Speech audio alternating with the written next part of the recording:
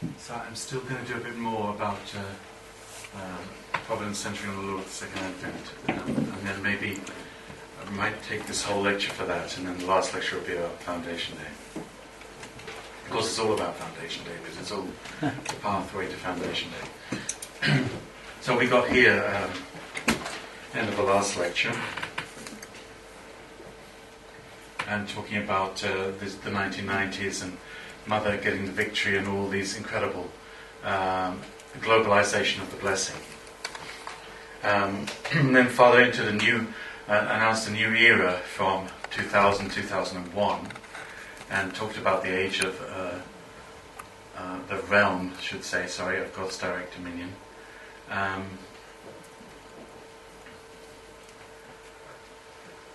I just wanted to remind us of the content of this diagram. This is the diagram of indirect dominion, direct dominion. Do you see that? Three stages.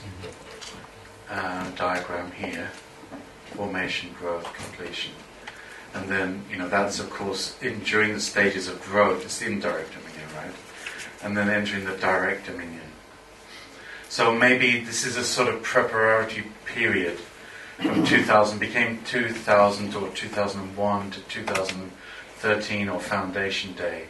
This whole period became that period to sort of guide us into the direct dominion or guide us towards Foundation Day. But this slide is somehow emphasizing our course. So Adam and Eve's course, and then the fall, and then the restorational course.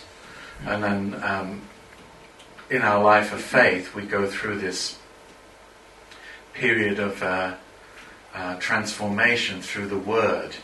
And this is referring to the 2-day workshop, the 7-day workshop, the 21-day workshop, the 40-day workshop.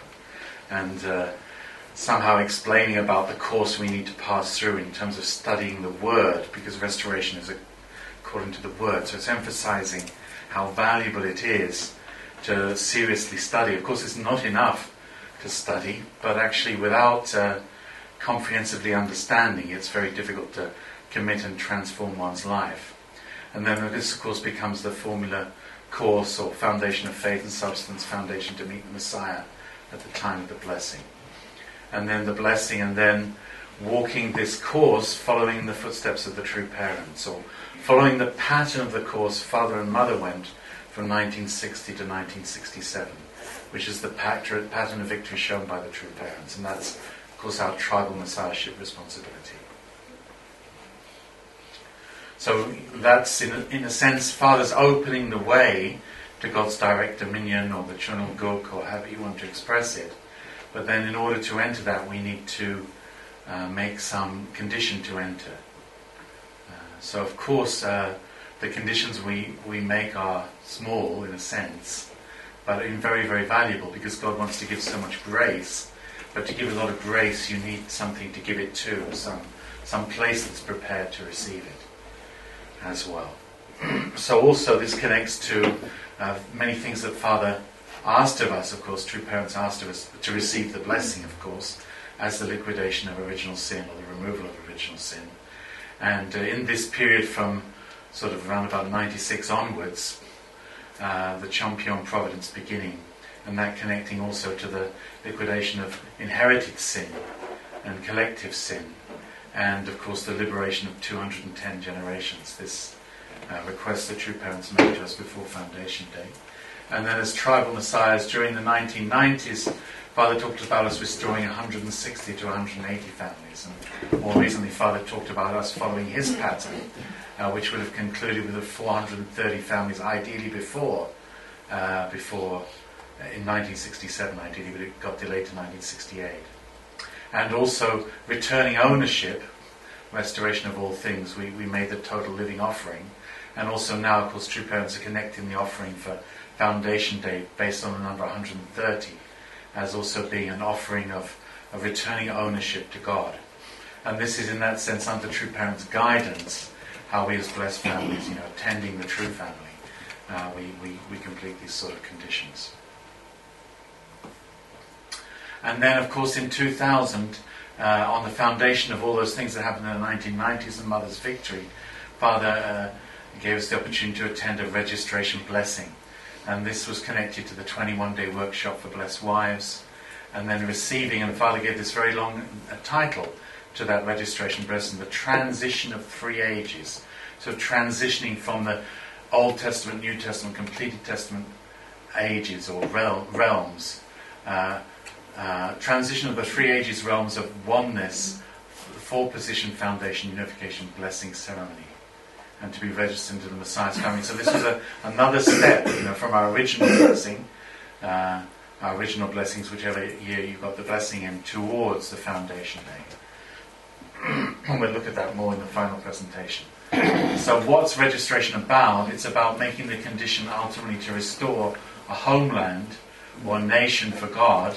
So for that, of course, you need a people, and you need an actual nation or a land, a territory, a homeland, and in that land, a sovereignty. So Father was setting up conditions to try and establish that. As you know, he wanted to establish that around about 1992 or in the years following 1992, but that actually proved to be very difficult. So ideally by 2000, already Korea would have been reunified and there would be a very clear homeland in that sense. But Father upped the providence in a sense to another level beyond the nation and began all this work with the United Nations. So 1999 was the founding of a very significant organization, which was the UPS beginning, which was Interreligious International Federation for World Peace, right? And that was a providence towards the United Nations. And of course to try and recover what was lost originally at that time after the Second World War. And then in 2000, on the 8th of August, Father made this speech inside the United Nations and made these proposals to the UN about creating another house or another chamber within the UN, which would be made up of spiritual leadership, and talked as well about creating peace zones of places of conflict, and talked about removing all boundaries between nations. And so our Father was trying to expand the providence beyond the nation towards global restoration and to interact with the United Nations, and gave very, very strong direction for all that work for many, many years, centering on IIFWP and then centering on UPF, to create a providence above the national level towards the United Nations. At the registration blessing, also Father gave certain directions to registered families, to blessed central families, to keep sexual purity for the next hundreds of thousands of years, to maintain sexual purity within the lineage. And also he talked about, for the first time, about high noon settlement. It's when the sun is directly above your head and you cast no shadow. This means, in other words, you're standing directly under the love and the truth of God, absolutely 90 degrees aligned in your life. And he talked about, having one mind and living without any pangs or any pain from our conscience, because we're not doing anything against our conscience. And talked about removing of national boundaries through blessing people from enemy nations, international blessing, and the practice of education of true love for our children, and the restoration of the homeland through the reunification of North and South Korea, and also the Hundok tradition as the protection and the defense, so that Satan couldn't invade our lineage, and connecting to that foundation. And the core truth, of course, one of the 8 great texts being the family pledge. Then in 2001, January 2001, the coronation ceremony for God's kingship took place. And Father was doing all these things that we didn't know what he was doing. We could never have predicted what he was going to do, what he was doing, but he was seeking to lead the providence and still try to absolutely recover everything. So the coronation ceremony of God's kingship is, of course, to do with the loss of God's kingship. So God was to have, humankind and all things through humankind with the support of the archangel, but actually everything got lost and everything came under Satan's dominion. So how to recover that? And Father set conditions then up to 1999, and this we talked about this before. I don't know if I did talk about it. I took the 7 times 7, Joel, didn't I? But Father had several providences centered on this numerical content, leading up to the beginning of a new era, really, and then gave this 4-position foundation blessing, the registration blessing, to restore people, and then it established certain important ceremonies for the restoration of the oceans and the lands and the cosmos and the sexual organs, and for the total liberation of resentment. I'm going through this very quickly, I know, but it's just, in a sense, to express it, because it's part of this incredible strategy Father had out of his heart to liberate God. Liberation of the spiritual world in 2000 on again this very significant day. Why is that such a significant day for Father? Because that's his liberation from now, right? So Father made many things on that day. And then Father set up a 49-day condition until the beginning of December. And then on the 3rd of December, leading up to the coronation ceremony, Father asked us all to join in this 43-day condition. Do you remember I mentioned my experience with doing that 43-day condition and having that prayer to defend the true family, and realizing that they've had such a difficult course. And then we had this amazing event, the coronation of God's kingship. And now we begin to understand that that was a preliminary event in preparation for Foundation Day.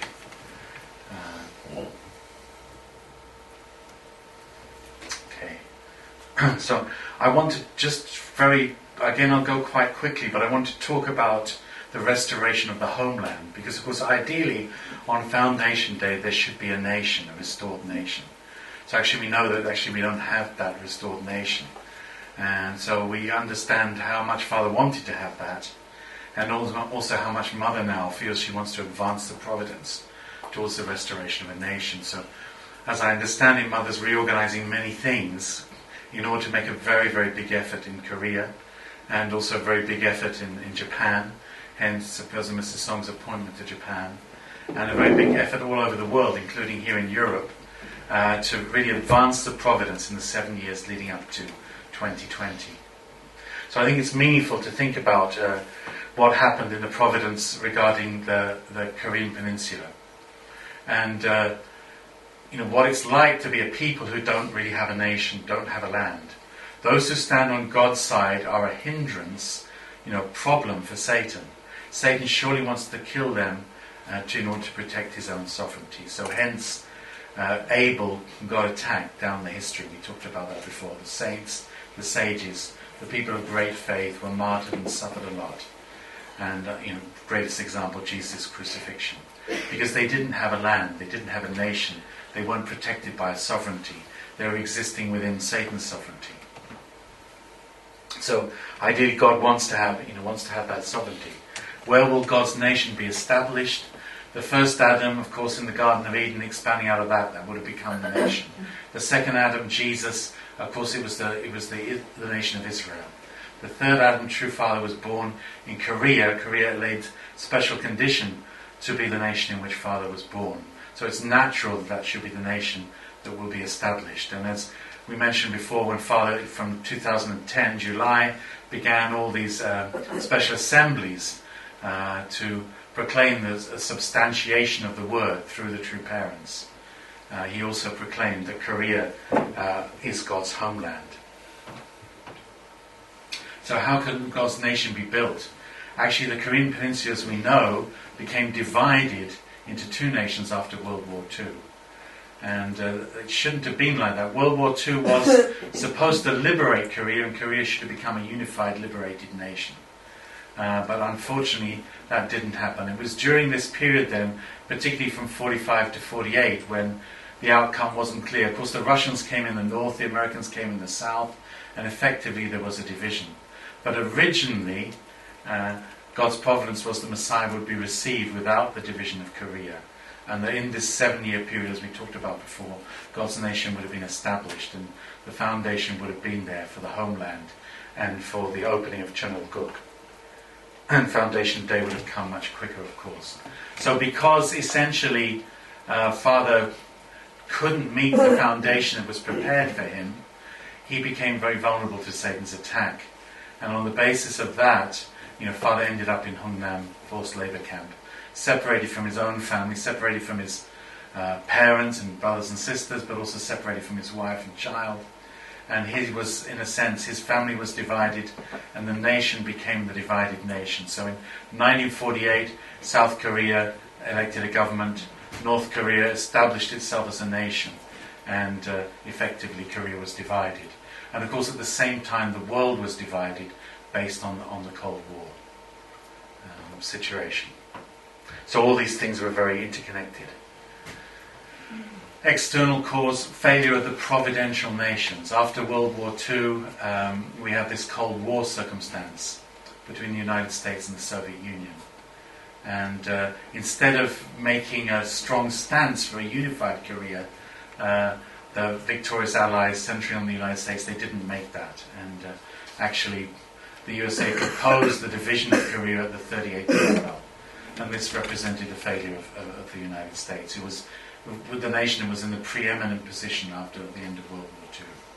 Also in the United Nations, the victorious Christian nations, they allowed the Soviet Union to enter the United Nations and to be in the Security Council.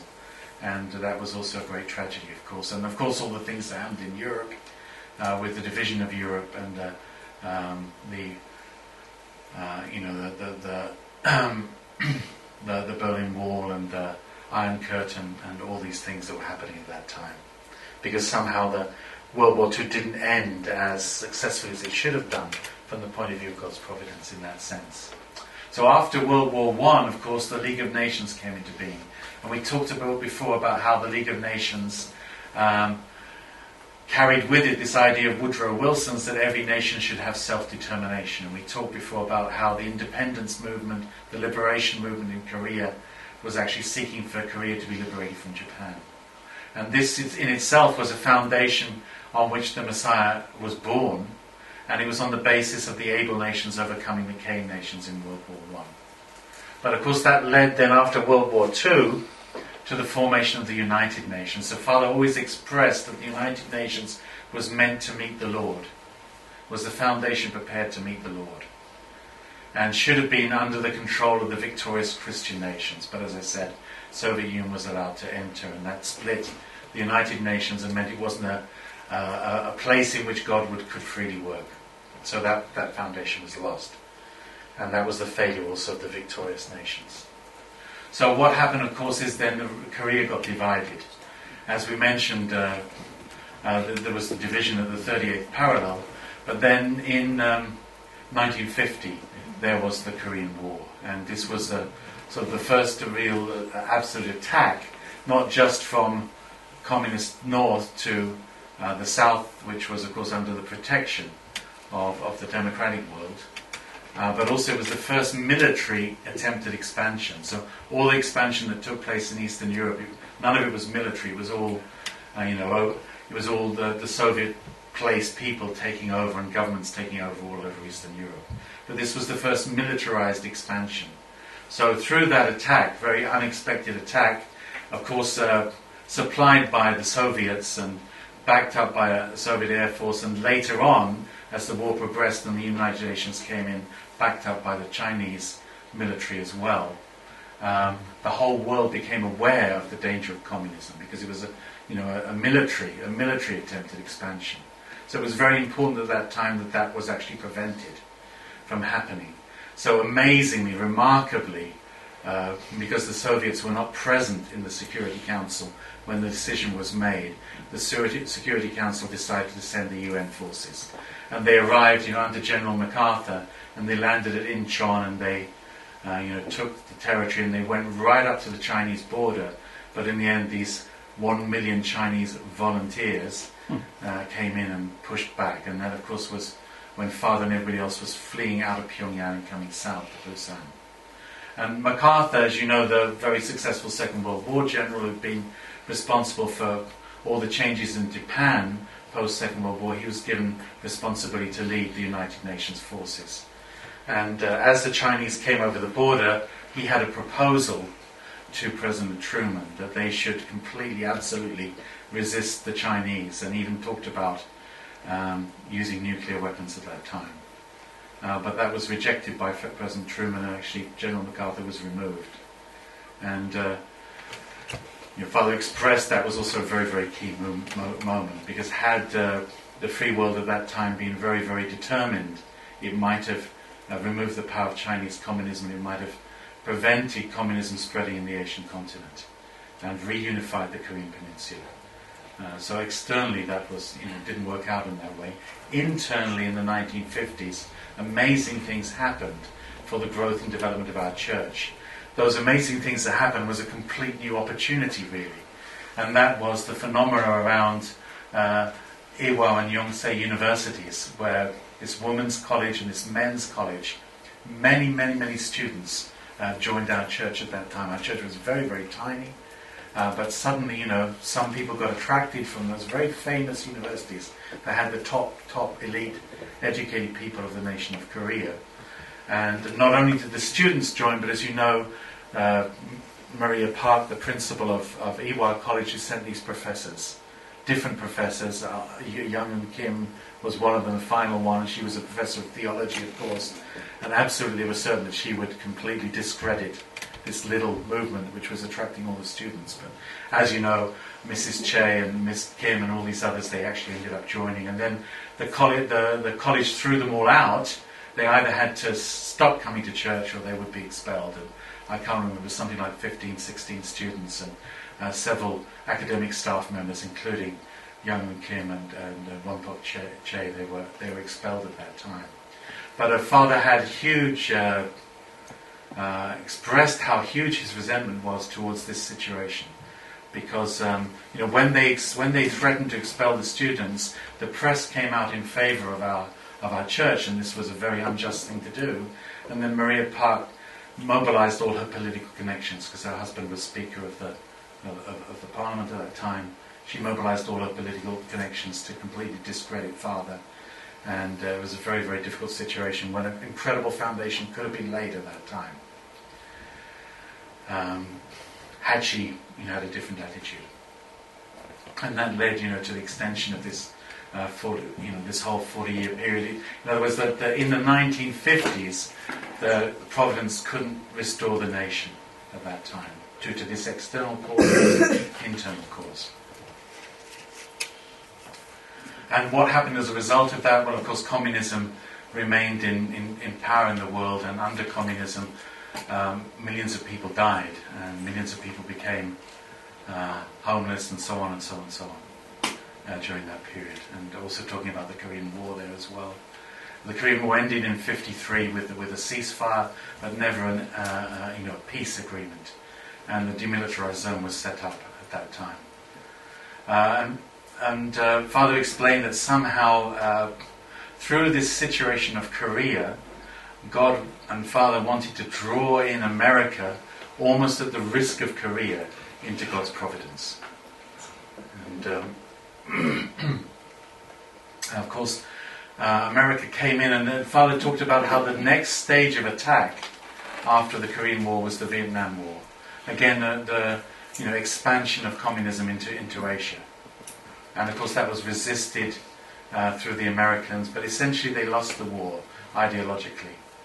And eventually there was the treaty in Paris. At the very same time that all these things were going on, of course Nixon had made the advance with China that we talked about earlier, and the diplomacy with China, and began to split China and the Soviet Union, but Nixon himself was impeached. Father tried desperately to recover the situation through this Forgive, Love, Unite campaign in America, trying to get the American people to recognize that the whole nation needed to repent, not just President Nixon, and that would have made a new beginning. But Nixon, who was such an influential figure in global politics to improve the Cold War situation, he lost his position then at that time, which was a big blow for God's providence. So there was always then thereafter a great danger of invasion from the north to the south. And you remember all these huge tunnels they found, big enough for tanks to go underneath the border. Huge tunnels ready for the invasion. So the 1970s is a very, very dangerous time.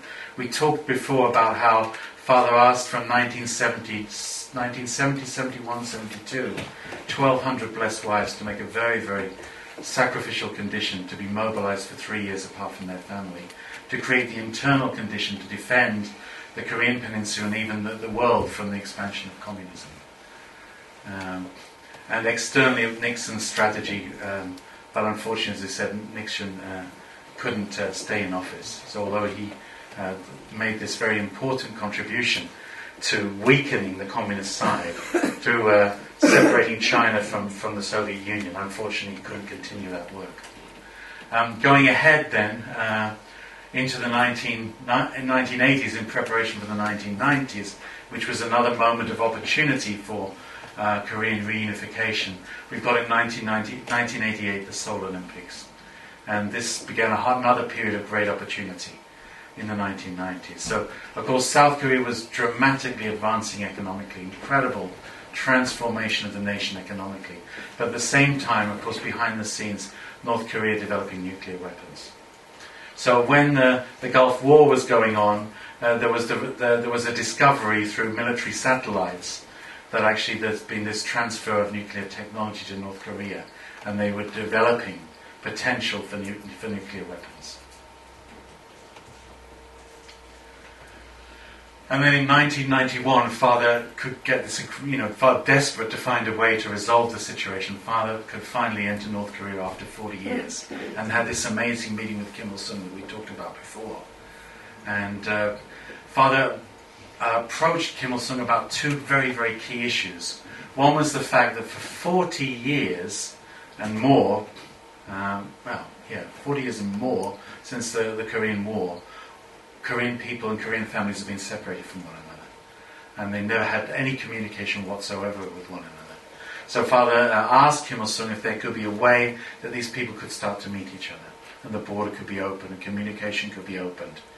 And also, Father talked with him about stopping the development of nuclear weapons, and this was associated with also Kim Il-sung's request that he wanted to meet President Bush. Also, Father, of course, made various proposals about economic development, developing the Diamond Mountains as a tourist resort, and beginning an economic opening as well. And somehow, in a most remarkable and extraordinary way, Kim Il-sung's heart was won, such that he built such an affection and confidence in Father. And unfortunately, of course, he passed away, but that confidence and affection and relationship was passed to Kim Jong-il, his son. So Father talked about blood being thicker than water and love being thicker than blood. And this was a sort of restoration of elder sonship on the global level. George Bush, of course, just been involved in the first Gulf War and was, it looked like he was in a very strong position because, of course, the Gulf War was very successful at that time when Iraq invaded Kuwait. So he was looked like he was at a peak point. But Father explained that behind the scenes, because Bush didn't really support Father in this effort towards North Korea, that this actually affected his providential circumstance, and he lost the election in 1992 and lost heavenly fortune. Father was always desperately trying to recover that situation, but Clinton was elected, and it really blocked the providence a lot in the United States at that time. So if the US President George Bush had followed Father's direction on reunification and been re-elected, within 7 years reunification could have been realized. God's nation could have been built by 2000. True Father wanted to hold the coronation ceremony for God's kinship on the foundation of the reunification of Korea. US President failed, Kim Il-sung died, South Korean President also failed, and to understand Father or unite with Father or support Father. This is referring to this time in 1992 when Kim Il-sung gave this invitation, for the 30,000 couples to cross the border and all these things that could have sprung out of that. And then Father began to talk in the 1990s about a strategy for the reunification of the nation. And he expressed that Germany reunited, but actually this was a governmental instigation.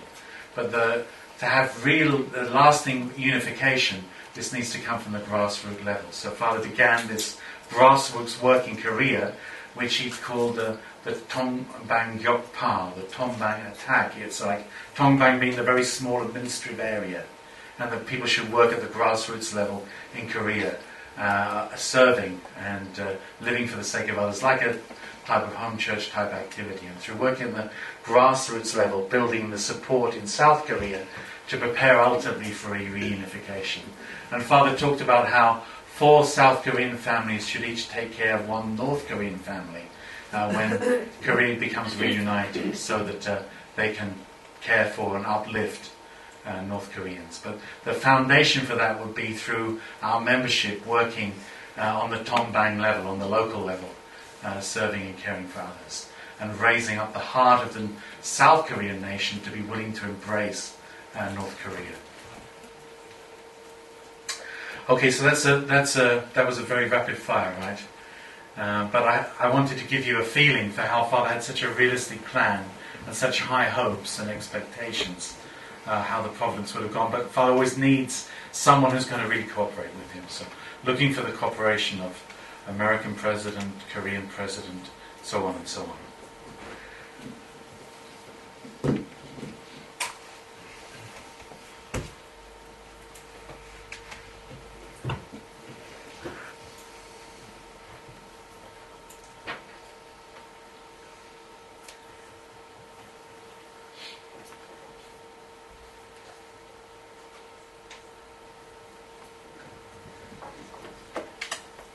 So I just want to show you another presentation which is much more recent. This is from August 2010 from Dr. Hwang, who was at that time responsible for UPF in Korea. And Father refers to him in his assembly speech for the proclamation of the substantial word as having a very significant mission.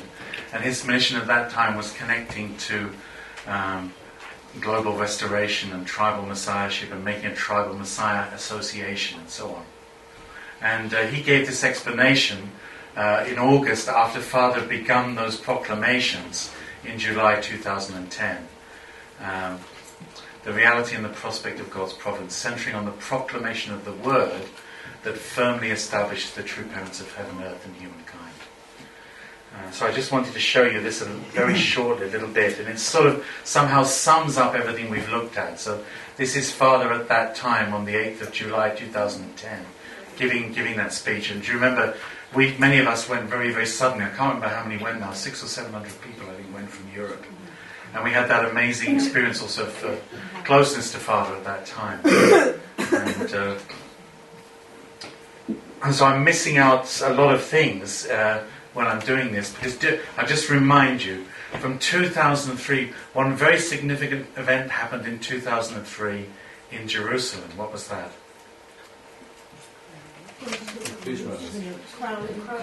Crowning of Jesus, yeah, as a sort of reconciliation of making, solving all that circumstance with Jesus. And then Father began a whole providence of coronation and tribal coronations, and then there's coronation in, I think it was 2004 in Washington, which was all this controversy about, and Father came back to the National Assembly in Korea, and there was a coronation there, and all these crowns and coronations all the time. Couldn't really understand again what on earth Father was trying to really, really do.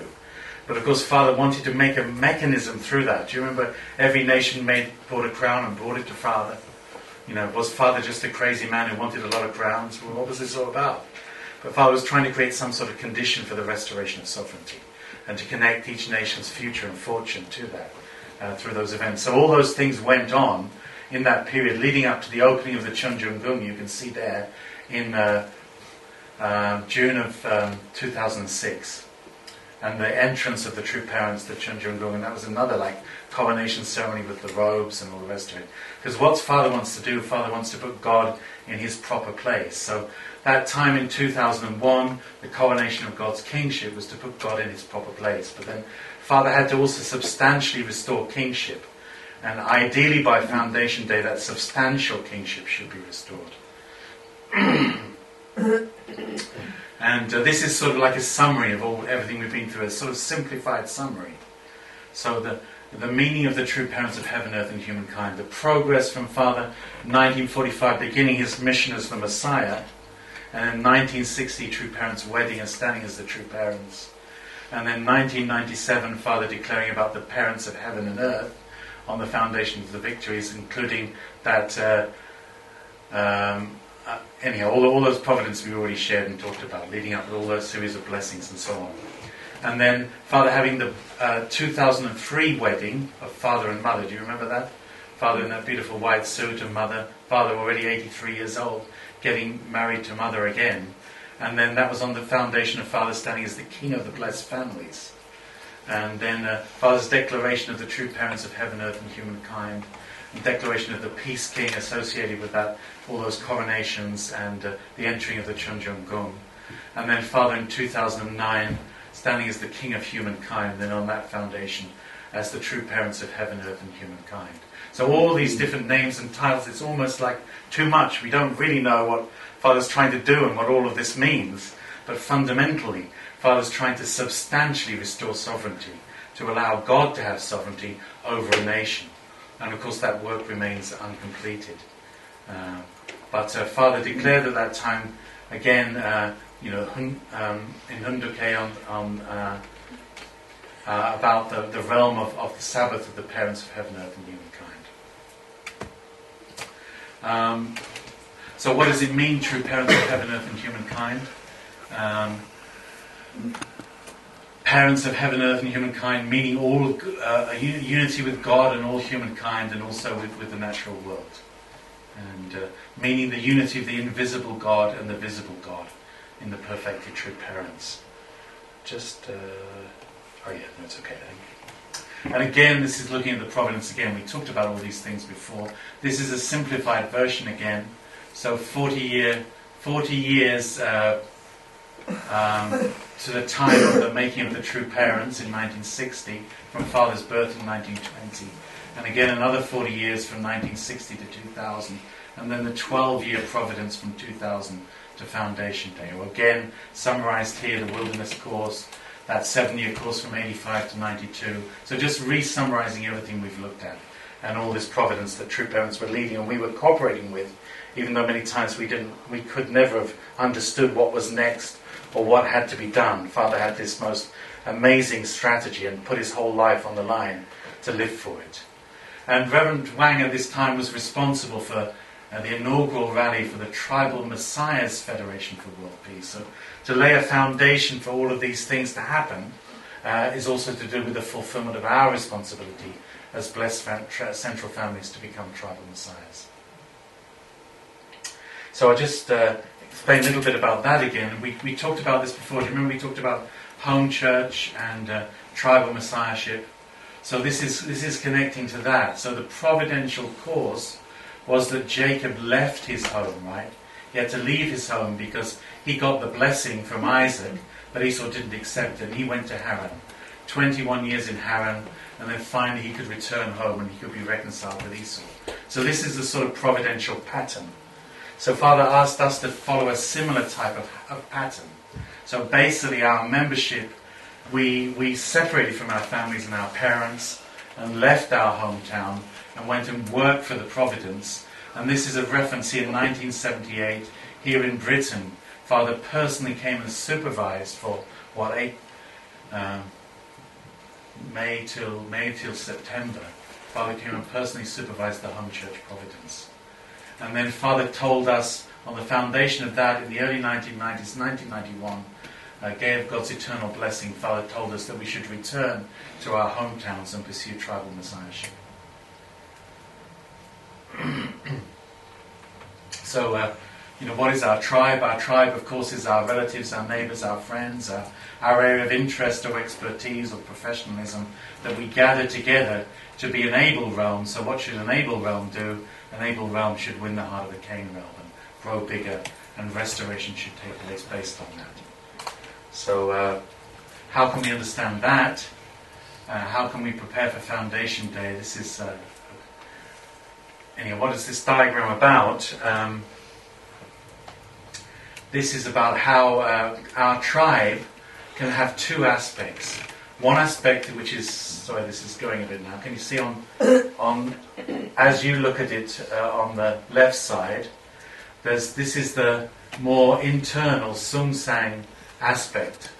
And that's rooted in faith, the family of faith, the blessed families, our spiritual children. And connecting through that to the whole realm of faith and religion. And then that's the connection we should be making from our 430 couples in a sense. And from our Cain type side, that's leading towards a foundation into the world of politics. So, Father gave all these instructions about how we should make as many ambassadors for peace, 30 ambassadors for peace for every member of parliament. This type of guidance he gave when his father was pushing so much about Universal Peace Federation and so on, making that sort of external foundation, and then uniting those two foundations together, the religious one and the more external political one, in order to restore a nation. So Father very keenly aware of that, of the necessity for those two aspects, and working very practically on both those levels, and asking us, through our tribal work, to have these two types of foundations, and unite and bind them together, so that we can have a foundation for the restoration of nations and sovereignty.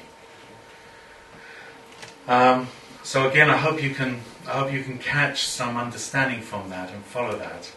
And I think that's the last slide there as well.